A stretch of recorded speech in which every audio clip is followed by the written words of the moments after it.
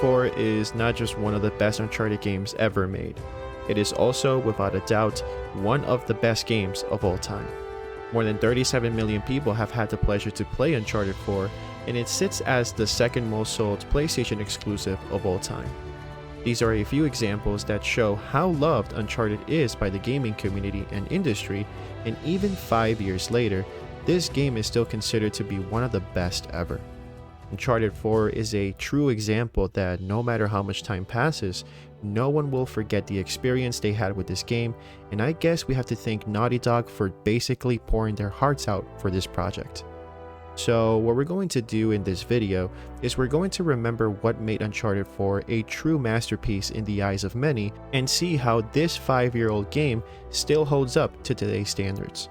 So let's see why Uncharted 4 is considered a true masterpiece. I remember when Uncharted 4 was released back in May 10th, 2016.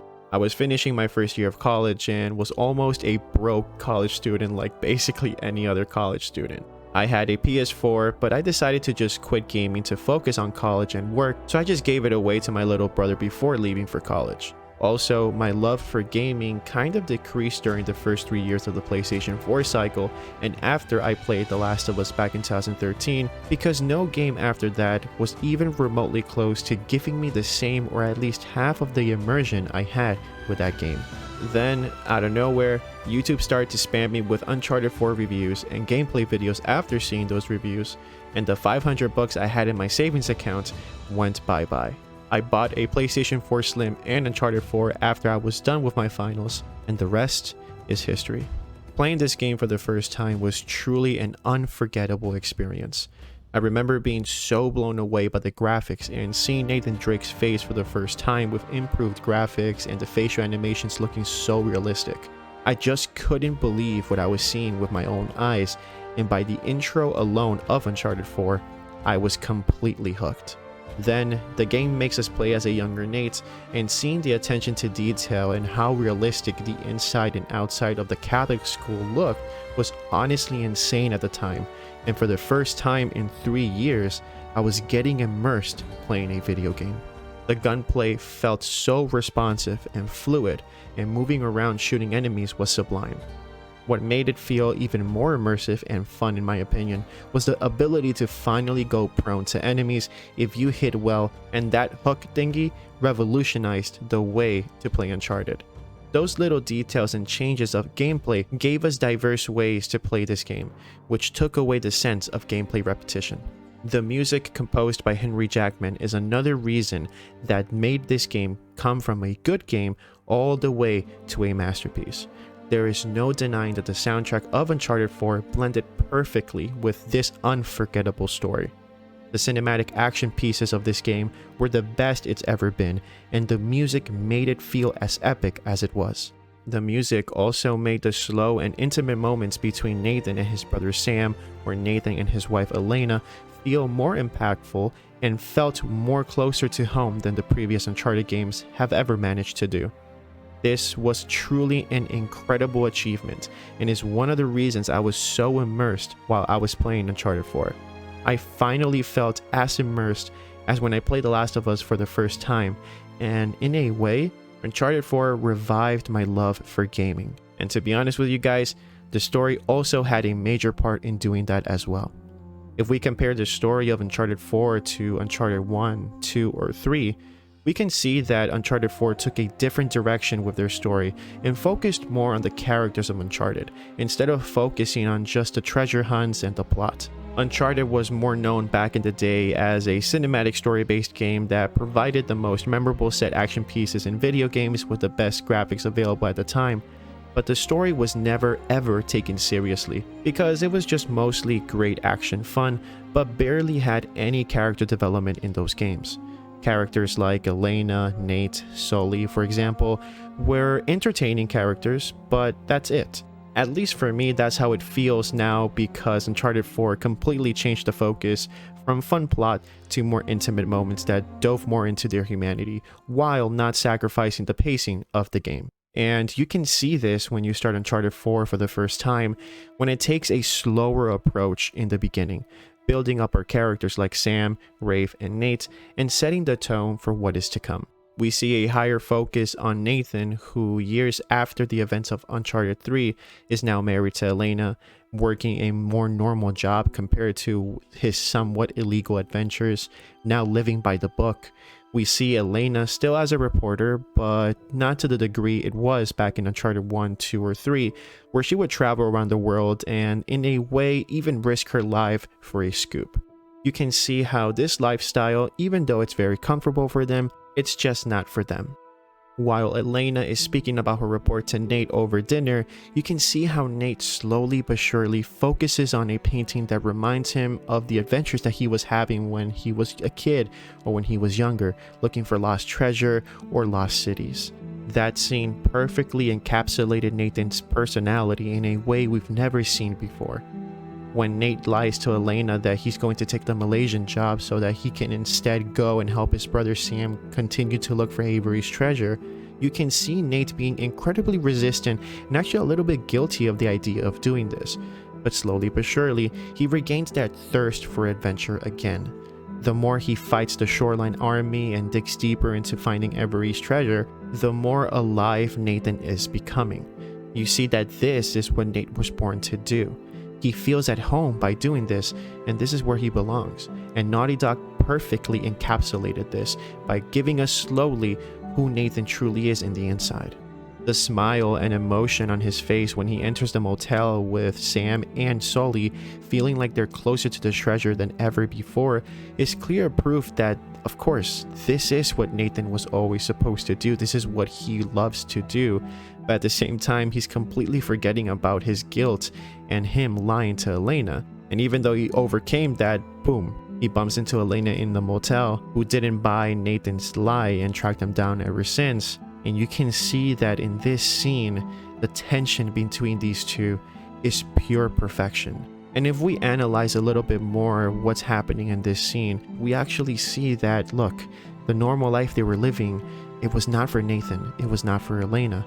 Before the personality of Nathan, he was an outspoken guy filled with that innocent spark and fire to be the first one to discover places the world has no idea of. And because of the normal life, Nathan's personality in a way changed into being a more close person and just telling Elena what she wanted to hear, while he was just lying to himself that he was happy living that way. Because of that, he didn't trust Elena enough to understand him and decided to lie to her instead of letting her know what was happening. And when you see these two together in the motel, the way they're looking at each other, it's like this tragic look between them. It's incredible. He knows he should have trusted her, but he didn't. And Elena feels betrayed. And when Elena says this, I had to protect you. That is bullshit, Nate. You just didn't have the nerve to face me again. I knew you would react like this. How would you react? You lied to me for weeks. If you were killed, I wouldn't have even known about it. And now you have a brother. Who are you? Come on. I'm me. Come on, it's me. It's different this time. Oh my God. I have to save him. I don't even care about the treasure. The look on your face when you walked into this room. If you're done lying to me, then you should stop lying to yourself. that really hits deep. A few moments ago, when Nate was trying to explain why he lied to her, she was holding her ring, showing how she was just done with Nate and this marriage and all the lies he's done in the past. Because, again, Nate didn't have the nerve to face her and be open about what was going on. That whole scene was written and acted to perfection, to the point where it kickstarts Nathan's downfall. He knows what he's done wrong now, and in his mind, his marriage is over. He's basically lost it all in his mind. So now that Nathan, he basically feels like he lost it all, at least he has the chance to save his brother's life by finding the treasure. But nope, later we find out that Sam lied to Nate. Sam's life was never in danger because it wasn't Alcazar that liberated Sam from the prison in Panama, it was Rave all along. Sam betrayed Rafe because what Sam wanted was to track Nathan down and have him and Nate find the treasure themselves before Rafe did instead. That was Sam's dream, to find a treasure with his little brother and no one else. Yeah, that's pretty sweet, but in the process, that kind of destroyed Nathan's marriage. That's kind of fucked up. So, of course, this destroys Nathan's heart, and he just can't believe what his brother just did to him. So, a little altercation between Nadine, Rafe, and Shoreline. Boom, Nathan falls into the river, he falls unconscious, and then Elena, who is tracking Nathan down again, rescues Nate just in time before, of course, he dies. And this is where the game, for me, was at its best. The one-to-one moments between Nathan and Elena. Nate explains to Elena why Nate and Sam were so desperate to look for Avery's treasure, and for the first time in a while, they openly communicated with each other. This is what I loved that Naughty Dog did. They focused on these two characters, and they were the center of attention. That's what I loved. Later on in the game, there is a moment in which shows character growth from Nathan, in which he realized for the first time that Elena, his wife, is someone that deserves to be trusted. No matter what, they are in this relationship together because they love each other, for better or worse, so they have to be there for each other no matter what, and there must be trust. Take a look at this scene where Nathan realizes this, and honestly, it's heartbreaking. Yeah, Libertalia. Come for the beautiful views, stay for the life or death gunfights. So what made you change your mind? You said you almost didn't come back. Well, I couldn't leave when you were clearly in over your head. And there's that whole marriage vow thing. For better or worse. Yeah. For better or worse.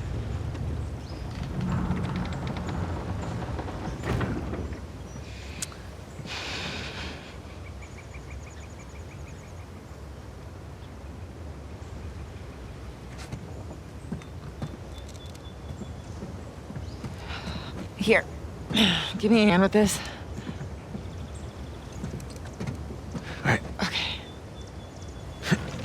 Even if you think that you're protecting me, you don't have a right to shut me out like that. No matter what it is, you're supposed to come to me so that we can work through it together as a team. I know that. Really, I do. It's just...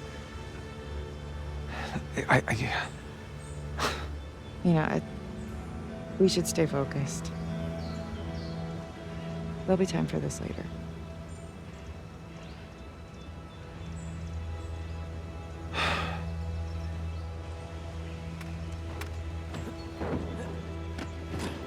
Next stop, New Devon.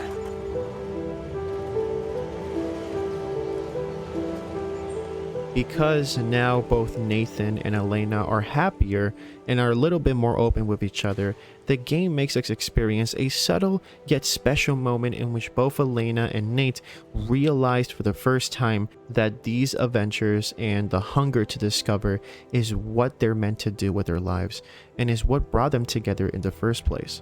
When they both make it to the pirates' table, in which they find that most of the pirates died, Nathan starts talking so passionately about the pirate's demise, and you can see Elena looking at Nate, finally understanding him and finally rediscovering what they were born to do. These are some of history's greatest pirates, and they all perished in an instant at this very table.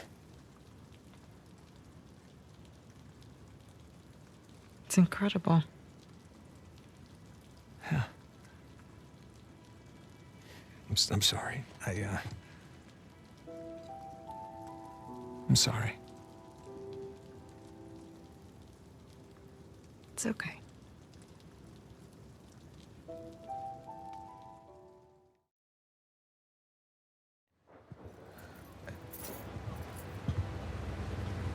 Hi. Hi. You're buying Jameson Marine? We are buying Jameson Marine. Oh, okay. How? Why? Well, heard this rumor about a salvage job off the coast of Malaysia, and I thought it'd be right up our alley. No. Honey, look. We barely got out of Libertalia alive. Yeah. Hey, taking an illegal job? You know what that leads to. Who said it was illegal? Look. This came in this morning.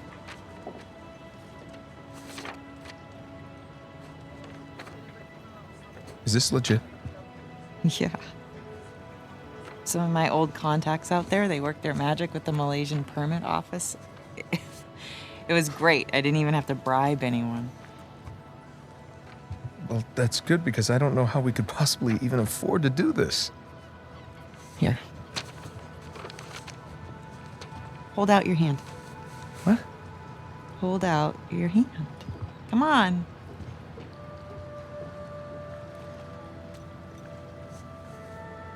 Holy crap. Where did you get this? It was in my jacket pocket. Along with a bunch more. A bunch? Sam. He's a sneaky one. Yeah. Of course, most of them are going to have to go into our venture here, along with all the new camera gear. Camera gear? Yeah. You know, I figured as we're pulling all the cargo up from the dive, we could hire, a small crew. We could film the whole thing and resurrect my old show. What happened to just living a normal life? I think in our attempt to lead a normal life, we may have oversteered. Look,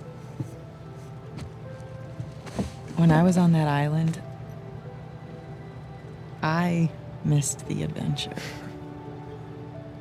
I missed us. And so now we have a chance to do what we love. But from here on out, we are going to operate on a strictly legal basis, all right? And I will be doing all of the shooting with my really expensive camera. Wow. You've really thought all this through, haven't you? More or less. But listen, just say the word and I will call the whole thing off. What? Oh, no. I don't want to be that guy who ruins Jameson's early retirement like that. That'd be cruel. Right. It's not gonna be easy, you know. Nothing worthwhile is.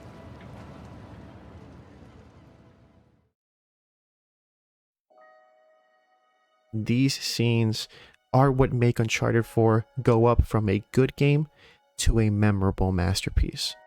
Uncharted 4 is a game I will never forget, and it will always stay in my heart as one of the best stories I have ever had the pleasure to experience via video games. I'll never forget the intimate moments between Nate, Sully, Sam, and Elena, and I'll always cherish what I experienced with this story until the day I die. As a husband, every time I play this game, I'm always reminded that communication, as cliche as it sounds, is key to a healthy and long marriage. And the moment you feel like you can't trust your spouse with some problems that you might be facing is the moment in which we might do stupid stuff that could ruin our marriage, like for example, lying. This game serves as proof that you can tell compelling stories via video games, and it shows that this is only the beginning. More than ever before, we as a community are receiving games that are blowing us away because finally, developers are focusing more in delivering compelling stories that will stay in our hearts and minds for years to come. Combine that with great graphics, gameplay, amazing level, and audio designs, you have a complete package to be fully entertained. More and more, the words of Neil Druckmann back in 2016 is becoming clearer than ever. There are certain stories that can only be told via video games, and Uncharted 4 is truly one of them. There is nothing like picking up a controller and fully consuming what these developers have in store for us. all I can say is thank you to everyone at Naughty Dog who worked day and night to deliver us one of the best games of all time in Uncharted 4, and hopefully there is more to come after The Last of Us Part 2. Thank you, Naughty Dog, once again for an experience I and many others will never forget. Like this video, and remember to subscribe to my channel for more discussions like this. Stay positive, stay safe, keep playing, and I'll see you guys next time.